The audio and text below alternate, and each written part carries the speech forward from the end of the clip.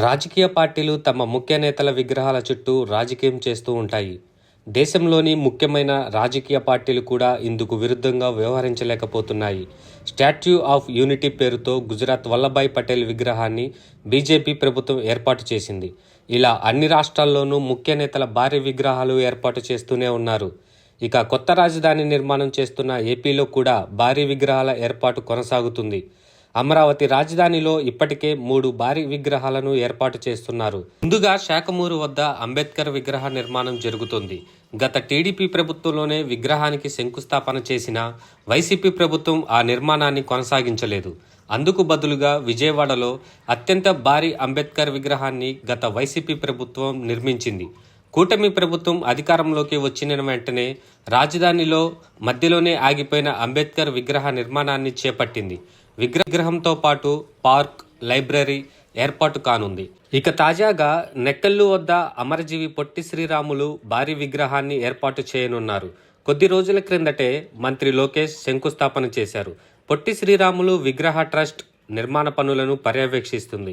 58 అడుగుల ఎత్తులో విగ్రహాన్ని నిర్మించనున్నారు. ఇందుకు సంబంధించిన పనులు కూడా ముమ్మరంగా సాగుతున్నాయి. ఆంధ్రప్రదేశ్ ప్రత్యేక రాష్ట్రం కోసం ప్రాణాలర్పించిన పొట్టి శ్రీరాములు విగ్రహం రాజధానిలో ఉండాలని ప్రభుత్వం కూడా భావించింది. ఇక మరొక విగ్రహం ఎన్టీఆర్ది. కొండ మీద భారీ ఎన్టీఆర్ విగ్రహాన్ని ఏర్పాటు చేయాలని నిర్ణయించారు.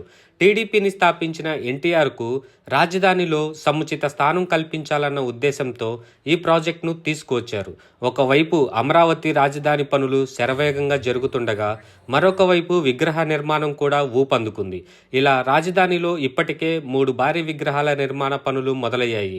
రానున్న రోజుల్లో ఇంకా ఎన్ని విగ్రహాల డిమాండ్స్ వస్తాయో వేచి చూడాల్సి ఉంది.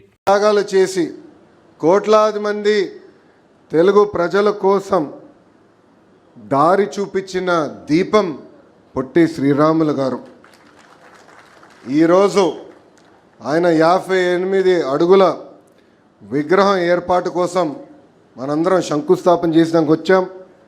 విగ్రహంతో పాటు auditorium, memorial, museum, mini theatre 6.8 ఎకరాల్లో మన అమరావతి ప్రజా రాజధానిలో ఏర్పాటు చేసుకునేదానికి మనందరం ఇక్కడ విచ్చేసాం.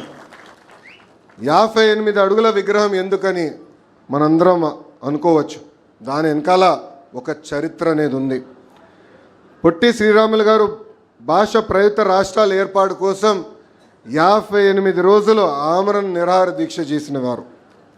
ఆయన ప్రాణ త్యాగాల వల్లనే ఆంధ్ర రాష్ట్రం అనేది ఏర్పడింది.